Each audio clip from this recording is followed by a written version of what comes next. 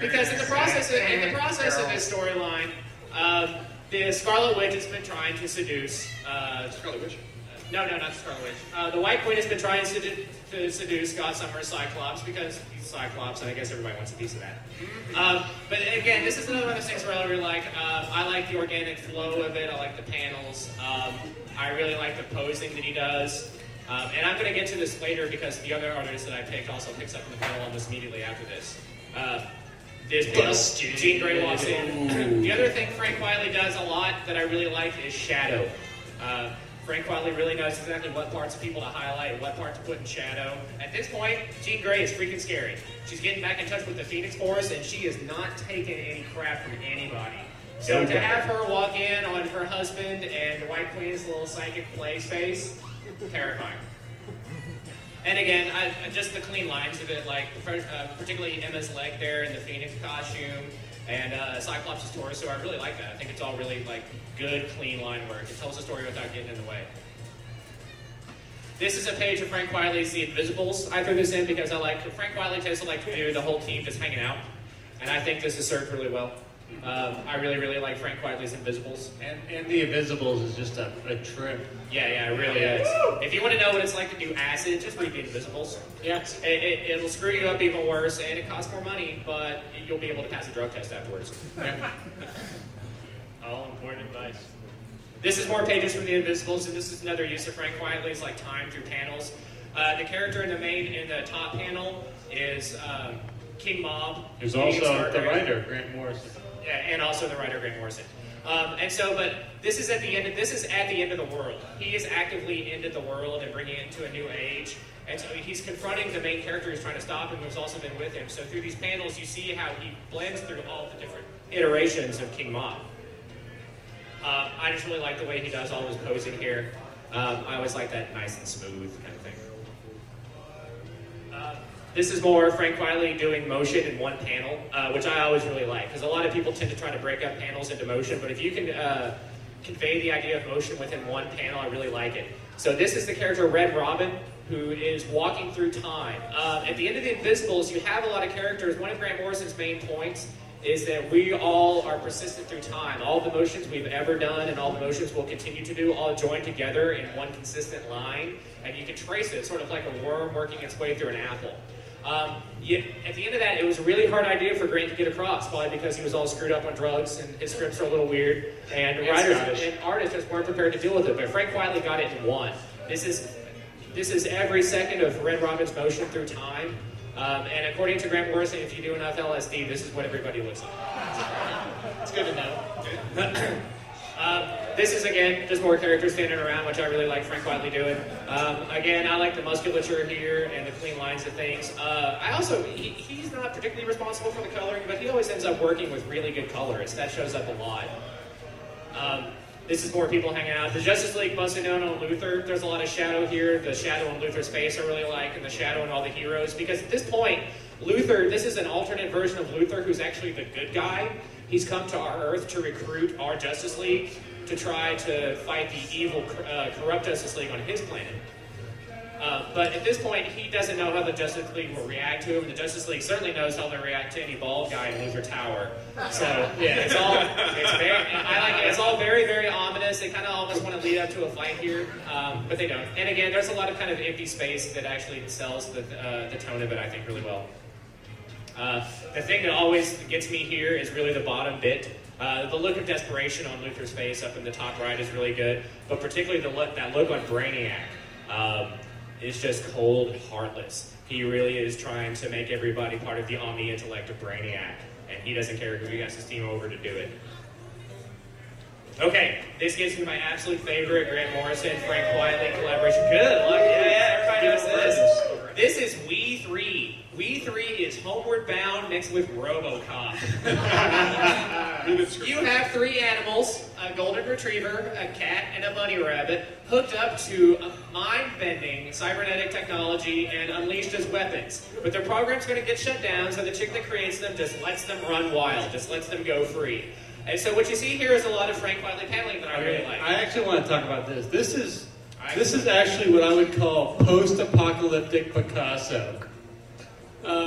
you know, everything that Picasso is trying to do, break up time streams, and yet we can see like every image of this one event, like it's one moment of this event, and you've got the cat in the tree shooting needles in people's eyes. Right, yeah, you see the main point of the action here, but then in all these little panels going across, you see all these little bits of the action, like really all the hardcore stuff, because you can, a lot of comic artists will just draw one panel of a truck blowing up, they're like, well, that's terrible, they expect you to internalize all the terribleness and to create the image like, wow, yeah, it must be really bad to be in a truck that a 700-pound cybernetic dog is carrying across.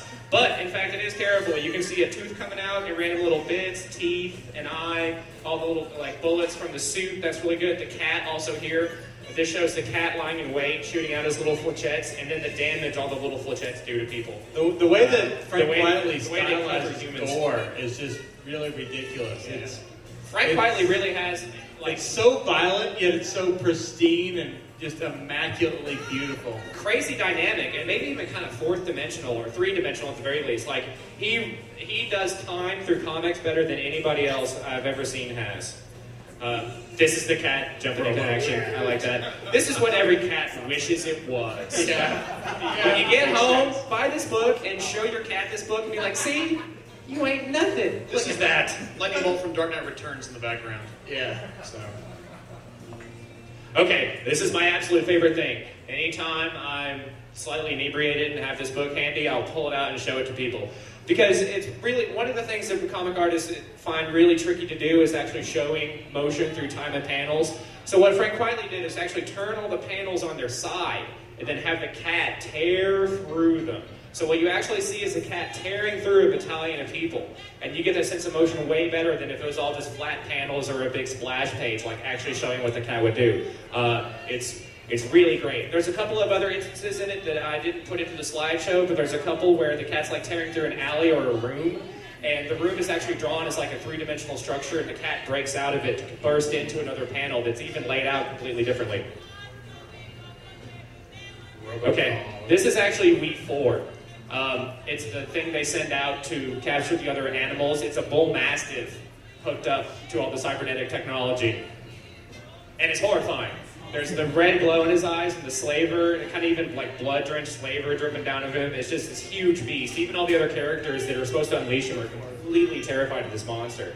This is one of those things when you read the book, you just kind of go, oh, damn. Now for a happier moment. Grant Morrison and Frank Whiteley also do All-Star Superman. And this is Superman chilling over a cloud, looking over a city, having a good time. This is actually the book that when you think of all your happy memories of comics, and then you go back and read them, and they all suck. Like, man, this comic was great when I was a kid, and I go back and read it. Terrible. This is actually what all those great childhood moments are if they didn't suck. This is childhood made good, readable, fun. Again, Superman being awesome. It's Superman, just doing his thing, flying around the sun. Also note the use of coloring here, the bright lens flare, and then the shadow of Superman going through. I like that a lot. I think it's very dynamic. Again, this is Frank Whiteley's motion through time. This is Superman as Clark Kent trying to be all fumbling and bumbling. And what you see here is that he actually uses Clark Kent like stumbling to do something really nice to save this guy's coffee that he dropped and then get into his meeting with Terry, where he stumbles again because you got to keep up the act. He also does a really good job of changing Superman's body language while he's Clark Kent. I noticed that too. Superman, for her birthday, gives Lois Lane his powers for a day, and they go through a couple of adventures. I really like this shot. I think it's really iconic. Again, you got the use of light, the really clean line structure of Frank Whiteley, and just the way it's framed is gorgeous. Moon, so good. And it's making out of the moon. I mean, yeah. Who doesn't want to do that? Duh. On the moon, sex is better. I love you, Lex Luthor. I didn't actually put. There's a whole bunch of this issue where Lex Luthor is seriously rolling around in short shorts. Yeah. Or in short shorts. They come up to like about here or something.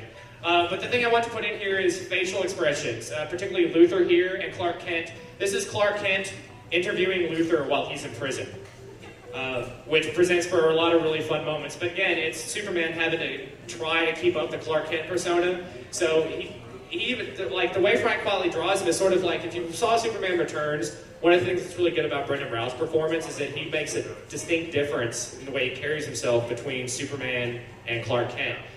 Frank Quitely draws that really well. When he's dressed as Clark Kent, he looks like he weighs 30 pounds more. He's kind of stumbly. He can't see without his glasses, things like this. So just the face that Superman's making here, and then Lex Luthor's face here, also completely priceless. This is the last panel of my Frank Quitely set. This is just Superman and Krypto rolling around in space. This is another really good space shot. Frank Quitely is clearly a fan of that big crater. Again, I just like it because it's really dynamic, and I like the way the panels are set up, and I like Krypto. The Superman and Krypto were actually playing fetch with a big tree trunk, and they threw it out of space and sent Krypto to go get it, but Superman decided to go hang out with him.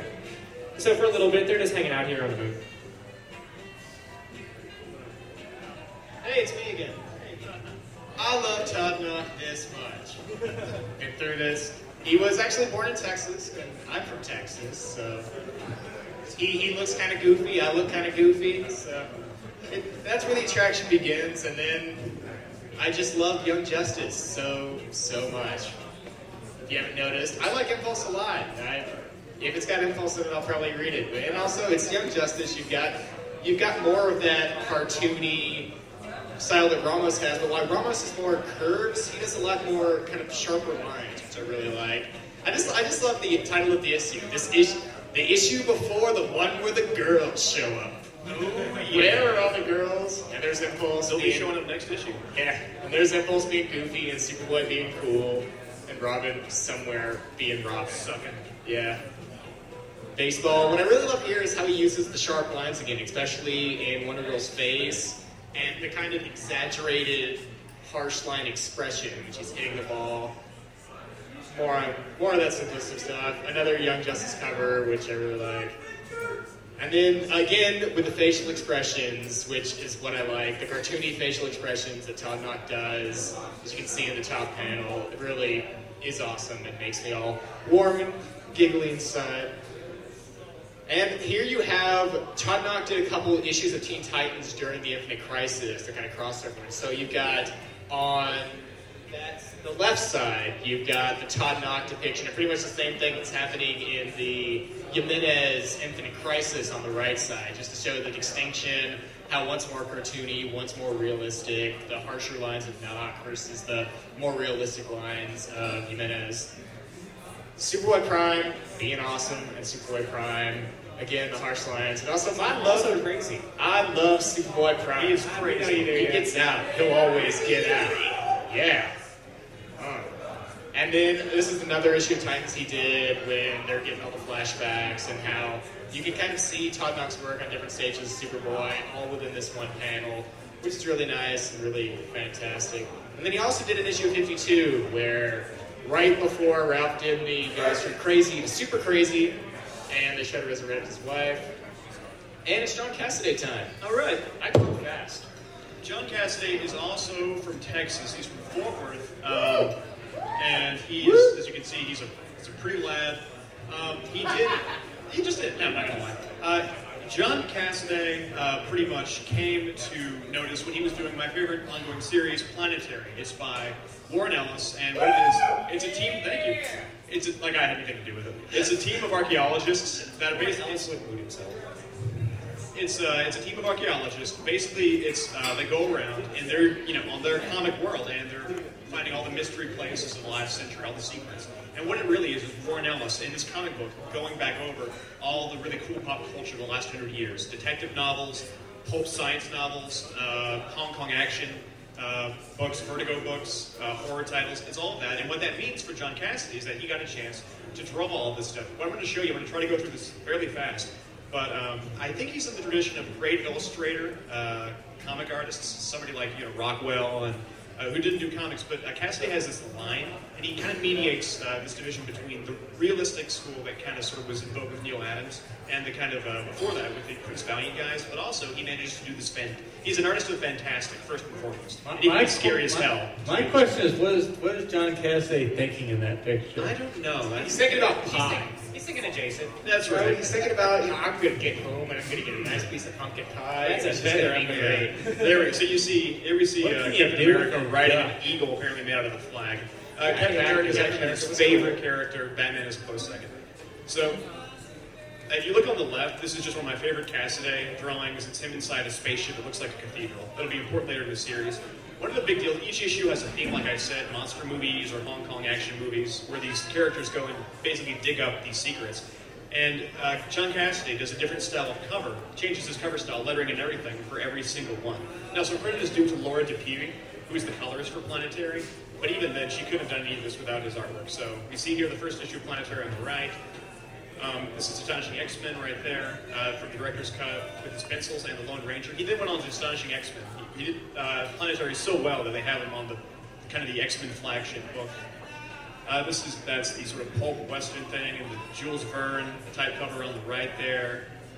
This is the Fantastic Four homage issue, and on the right is the Jim Steranko kind of Shield spy issue. And you can see he just changes around from time to time and to fit whatever it is. He just really has this amazing ability to be flexible and plastic for whatever demands. On the right, you see this movie picture cover. And just, That triangle one is my favorite one, I think. yeah.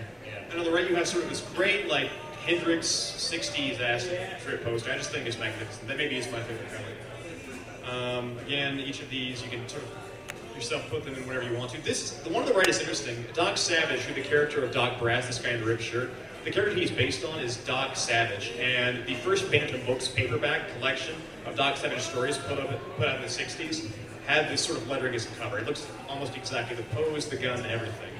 So he's really done his homework. Astonishing X-Men, again, he can easily be an artist of the grotesque, and he shows that there. Also on the right, Planetary, if you've read any Vertigo books, the DC horror imprint, it looks just like. Sandman, Hellblazer, Lifetime of Magic, Death, those kind of books. There we go, again, Hong Kong. At issue 3 there. Go back. What? How do I go back? Back. Issue 3 there. He does an amazing thing in that whole issue where he turns with his fluid motion, motion, where that guy with the guns. Yeah. It's like totally like a John Woo action flick in a comic. I never thought it could be done. He did it. It's incredible. What's wrong, buddy? Oh, JP broke the internet. JP. Everyone give JP a hand for breaking the internet.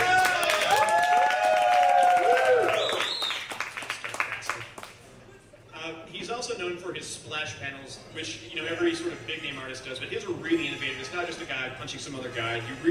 It's the things I see in the John Cassidy books I've read, I don't see anywhere else. You've got the window to the universe and the world, and Ornell's gives him a lot of these. This is a container with all the souls apparently on Earth that have been killed unjustly on the left. Victorian spaceship. There's sort of an insect city on the right. Again, if you need to see these, it's basically full page spread to get the impact.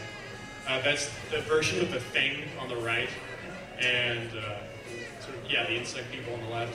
This is the spaceship I was talking about earlier. This takes the full Spaceship Phallus. Yeah, the spaceship Phallus, but it looks remarkably done. That's Galactus' chair on the right there. It's like Galactus' ship on the left, and that's Galactus. Dead. And people are living inside Galactus, and we get to see them. They go to an island where all the monster creatures basically are born from. This is Mothra. On the right is an Aborigine god, Planet Fiction. And Chiquita Wagner here, who's one of the best characters because she does so much crazy action stuff, and he can draw pretty much anything. And he does stuff, again, that I haven't seen in any... You can take your Todd McFarlane, circa 92, but he never drew anything like this, even the most action-oriented artist. But again, on the right, we have Astonishing X-Men for the first issue, and just the most horrible thing you can imagine. A girl trapped inside her own nightmare. And it's really well done. This is when Danger Room becomes aware, and Astonishing X-Men basically creates a hell for the students. When Cassidy does Scary Monsters, I just can't think of anybody. He's a real master of the foreground, art and shadow too. And you can see here on the left, the Sentinel comes up, and there's a Sentinel that heads the X-Mansion in the dark, and then they see, Lockheed spurts out a fire. And, Womp. Isn't that the same sound Electra's vagina makes when Luke Cage kicks it in Avengers? Oh. Go redo Avengers 27, there's the sound effect there. vagina being kicked in. What Cassidy does most of his storytelling, and he's conventional. He's not innovative in a way that other panel artists are. He does most of his telling in 4 or 5 panel spreads. See, well, that's another splash panel with the symbols. That's cool. And here you can see he does this sort of thing where he basically does close-ups. Scott Summers there, then close, then closer, and you have an establishing shot at the end, and then revelation shot in the 4th panel again here. He does this all the time, and he uses it for a pretty standard kind of device. He does it really, really well, I think. Again, awesome action scenes. This is really, he does Kitty Pryde about circa 1983 here, which is pretty cool. Professor Xavier is a jerk. He is choking the crap out of him. He also, if you notice on the left, he sort of does these shots too, where basically he takes the same scene, but he has action overlaying on it. There's like something explodes, or somebody kicks somebody across the panel, but his camera doesn't move. And he's very fun. Again, see on the left there, pretty much it's the same scene. He also does these devices where he has these high, tall panels. He's also fond of that as well. Okay, John Cassidy loves people's eyes. And not just any eye shot. It's never one eye. It's always 2 eyes about this shot right here. See? Da, da, da, da. Here's Batman seeing his parents get shot right there. Who's responsible for those super eyebrows? I don't. Maybelline. The mutant gene, actually. Yeah. This is an issue where he goes nuts with John Leather's eyes, as you can see, the whole character there. Yeah, what happens to your eyes when you go against Elijah Snow? You get tortured. This is an issue where basically it's one of the most heartbreaking ones he does. He basically does the origin story of, there's these characters through the Fantastic Four of the planetary universe, and they basically kill the Green Lantern and Superman and Wonder Woman, the versions of those people in the Wallstrom universe. And I chose these for this section because it shows us 3 instances of how he has to shift from one scene to the other, and it shows us how he sets up most of his scenes. He has an opening scene right here. He kind of has this guy coming in on the right here, a male or female or something. And then 2 people talking heads. And then he does, after about a page of this, he likes to do a close-up, talk, close-up, talk, then back into the close-up. Same pattern here, a guy talks, we see an establishing shot, close-up, kind of middle-range shot, and then back to a big splash page, which he can do. Anybody else doing this would be sort of self-indulgent, but with him it's almost never the case. Here's Wonder Woman, again, establishing shot of the entire scene, establishing shot with Wonder Woman's mom, close-ups, patterns, and then ending with another splash. Here's Superman's rocket coming to Earth. Yeah, you're a wonder. And it's kind of the same thing that Quietly does, where you show motion through 4 panels. And again, see here's the Johnny Storm, the Human Torch of this universe, killing Superman in his crib, which aside from being hilarious, shows you pretty much how he does what he does. Also, John Cassidy loves the red shade. Either he or Lord P, I'm not sure who is it, but they just love just the color red. Cassidy also does this thing where when he does crowd scenes, he does this sort of envelope, 2 arms reaching out. You can see it here on the left. Here's Doc Grass walking into the meeting of the Mystery Men, World War II. Here's the Vertigo superheroes from the 80s in 1 issue, To Be in England in the Summertime, again in a semicircle. And finally, I want to show you, all this adds up to what would probably arguably the most badass fight scenes that anybody does. John Cassidy's a master of this, and he does it almost without dialogue. If you've read comics for a while, you know that most fight scenes, at least in the X-verse, which are heavy on them, almost all of them are overwritten and over-dialogued. You know, it's people thinking, people saying, by the goddess, you know, oh, my knives will hit you, or they're only shouting what their powers do. I cast magic missile in the darkness. I'm not invulnerable when I'm blasting, yeah. John Cassidy does almost none of that. He opens, like, this is sort of the spy Jon Stone trying to get away. You see him make a badass escape. Keith runs out. Conversation between the 2, explosion. Again, there's almost no dialogue on any of these pages, and he tells them in these very narrow, tight panels. It's interesting because when he wants to give you a splash page, it's to show you something wonderful, a new world, you know, a fantastic sight. When he wants to do the action pages, he could be self-indulgent and just do one big one, but he doesn't. He does these very tight, very cool-looking panels. And you see, it's all a little more menacing because the action is close-up and tight. And just, it's harder than you think to do a sort of a fist fight. And here we have him just do amazing close-up on the wound. And this is the final thing. It's whenever Elijah Snow goes into a dream world where he finds out about the micro-universe. And here he is going into a giant flower, which is kind of like Little Nemo-esque. He's in a dream world, obviously. And just shows John Cassidy's skill as an illustrator. You know, I just can't imagine anybody doing this kind of stuff. So, Look how pretty Phil Jimenez is. You're so pretty, Phil Jimenez. I just want to pet you.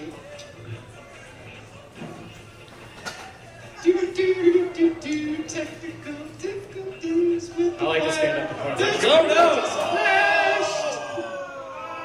Burn! Curse you, electricity. I don't even know what made it do that. All right. We should say something funny while it's getting Okay. Why don't you act out We'll save some of that the for something pages that else. you're going to show us? Just act it Is out. your computer dead? Yeah. I gotta plug it in. So we got some technical difficulties. So what do we want to do about that? We ran out of power. Metropolis juice. Do we have any time for what? We've got tons of time left. What? Oh, yeah. What'd you say? Oh, keep talking. Yeah, we gotta keep Yeah. talking. This is a live show. You're giving We're us- performing in front of people. Yeah, so I this don't know. is- Take your shirt off. Give yourself no way the cops will No, come in. no. That's a bad idea. Well, do you want to take questions from the audience while I get the technical difficulty worked out? If you want to do any versus questions, if you want any questions about comic characters, anything you want to ask, you want us to for fight? here.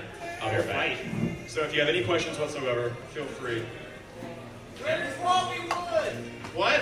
Where's Wally Wood? He's dead, Nick. I actually chose Wally Wood, but they didn't get me. There's actually You got a microphone right there if you want to. a funny story about Wally Wood hitting himself in the head with a hammer and bleeding out for like a week before he died, and nobody actually knew he was missing. It's funny for you. It's fun for the whole family. I think it's fun for the entire family. Okay. Wally Wood certainly was up there.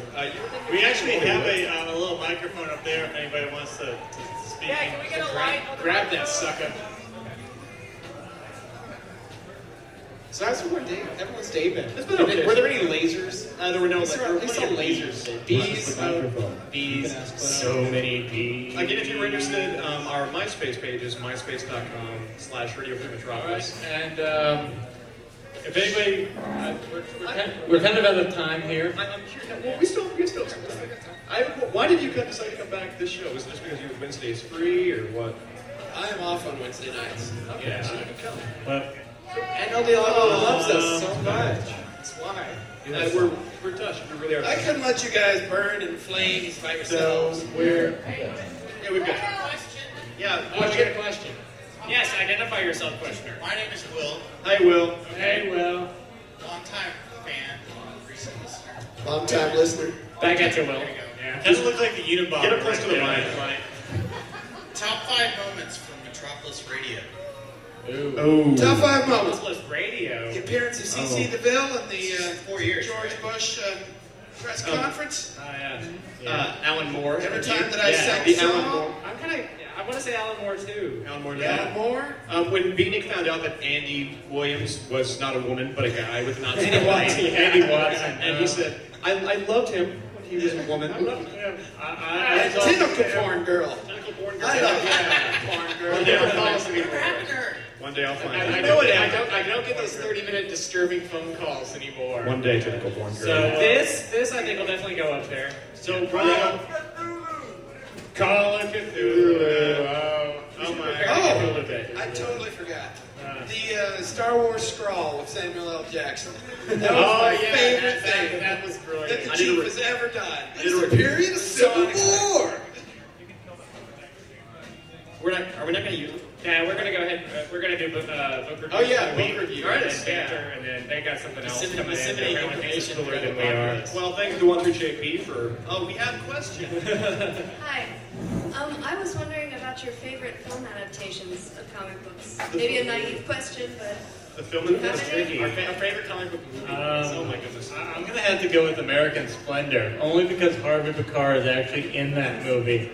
And I love watching Harvey Pekar gripe about his own life, like, well, man, I put my wife in the comics, and she wasn't as dynamic a character as I really wanted.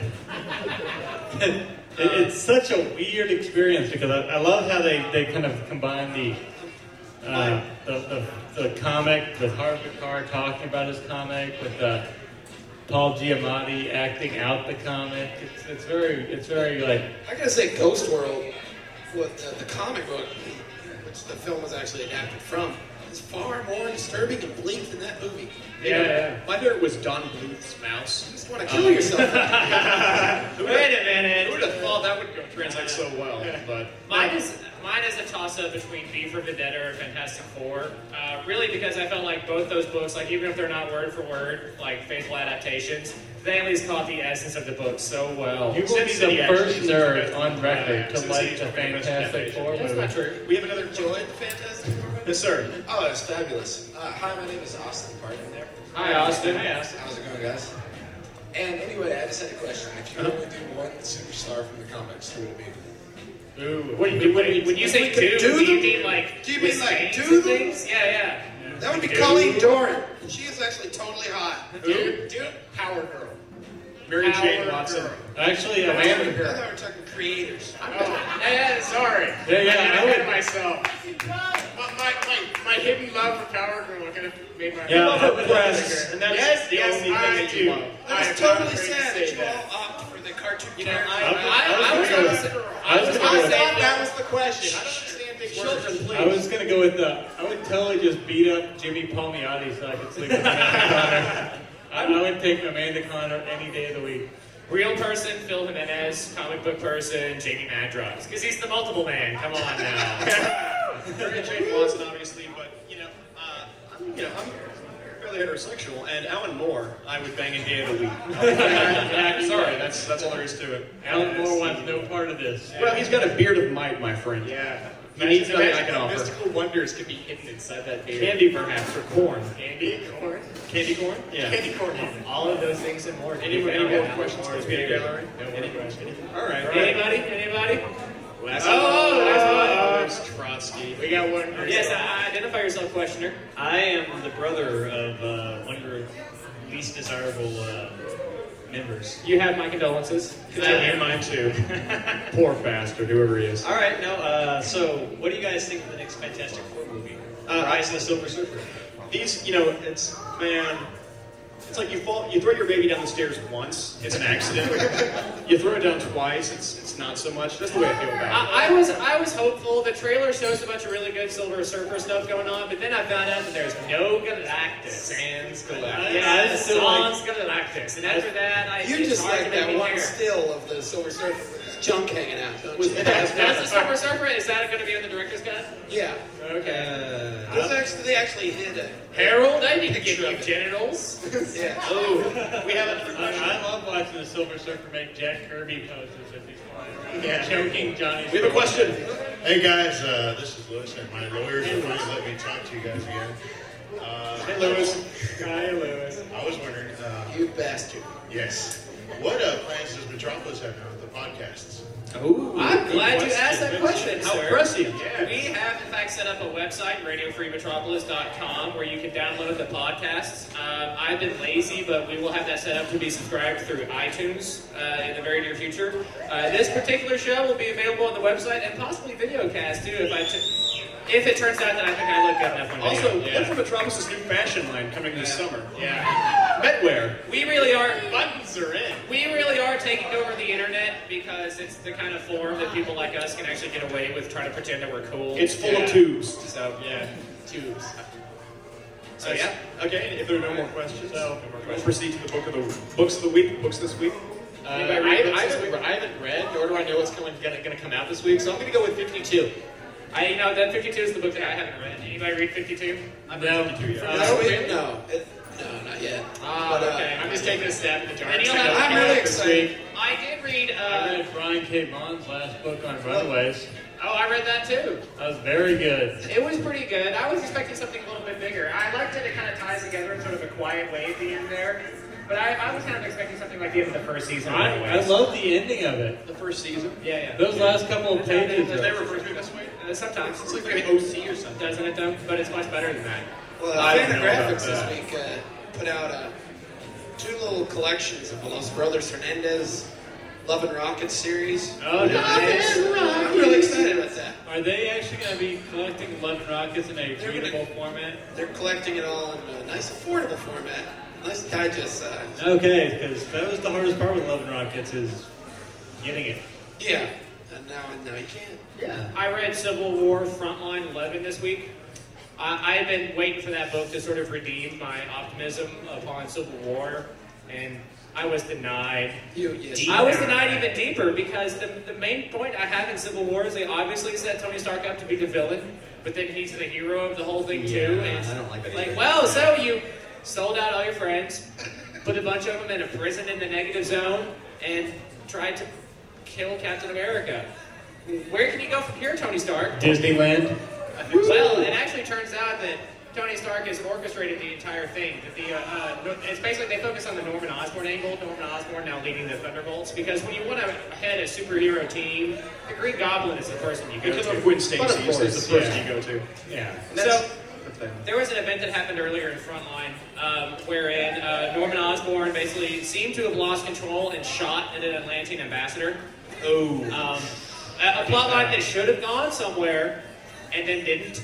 Except at the very end of Frontline, Sally Floyd and Ben Urich both confront Tony Stark. They're like, you're the guy that set him up, aren't you? You used your nanite control of him to actually make him go shoot the Atlantean ambassador and then fail and then freak out.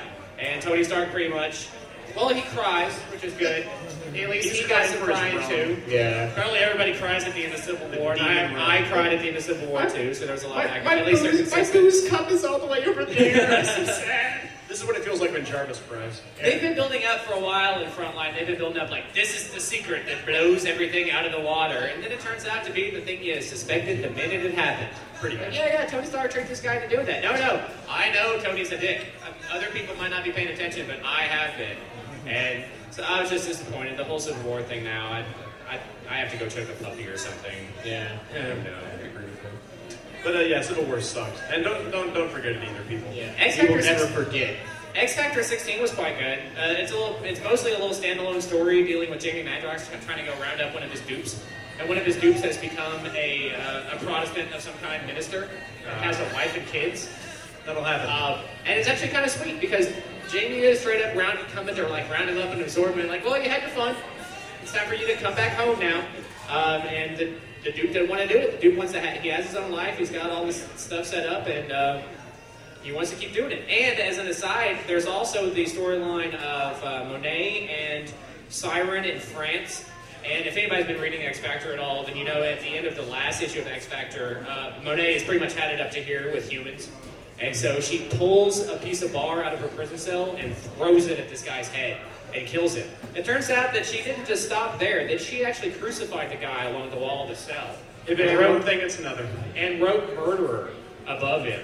And so they're trying to get the heck out of France because Monet's lost her mind now. And I think that's actually a really, really interesting plot point to go on. If you're a really actually saw this coming. Yeah. You know, it's these, Monet, St. Croix. The last issue of Neil Gaiman's Eternals wrapped up this week. How was that? Yeah. Not about as weak as the rest of the series. Yeah. The series was not bad. I didn't think it was very good. It really... It's Neil Gaiman. I expect more from him. Yeah, the problem with it is that it really requires you to have read a lot of the Jack Kirby Eternals. And that's kind of a hard thing to make audiences want to do. I think the problem is Neil Gaiman is counting with one hand and he's typing with the other. Yeah, true. So you review books every week on your MySpace. I do. And I was wondering if you had any book reviews this week. You actually had a couple of You had a couple of book reviews this week, didn't you? Yes, it is. I reviewed 2 weeks worth of comics and a bunch of graphic novels. So give us a couple of the highlights, because I read the reviews on the website, Metropolis.com, and they're quite good. I cannot remember any of them. The Question 17. To what? The Question 17, I remember. The Question 17, the end of a lifelong journey trying to find that stupid book. I finally found it in Austin for $2. Wow. And I was kind of let down, but it was cool finding it. But in the issue, the Question finds a copy of Watchmen, or buys a copy of Watchmen at an airport, falls asleep and dreams he's Rorschach. Oh, yeah, I like that. Very meta, since it was based on the whole sequence is only like 2 pages. So basically, my lifelong journey ended with 2 pages. Go through the rest of it, go like, that Rorschach guy, I like him, he's on the ball. It's very funny. And how? Do we have anything else to cover? No, I think that ends the first live Metropolis. I think we want to, we're going to end up right here, but we like having you guys here. Yeah. Yay. Crazy huge. It's lasted not 1, but almost 2 hours of Metropolis. You guys are the true fans. Yeah. We appreciate the hell out of it. We also would like to give a shout out to Team Metropolis, John and Jesse and anybody else, Ingrid, I guess. KTXT for indulging us this long. Yeah, thank you guys. Jakes for taking a chance on a couple of scrappy kids with a laptop and a dream, and hoisting it upon Lubbock populace. I actually love the KTXT people. If you blame anybody for this, blame Andrew Duhan, because you're the one that set us up for this. We thank you, Andrew. It's All right. fun being here. But do you have your recording with you? No, you don't have your accordion. You didn't bring You didn't bring your accordion for this? I've been drinking. All right, so, well, we'll be broadcasting this tomorrow, but until next time, I am the Chief. I'm Wombat. I am the one true JP. I'm Unicron. I am El Diablo Robotico. Keep watching the skies! Unicron, play us out! Play us out. Do it. Make something. Make it noise.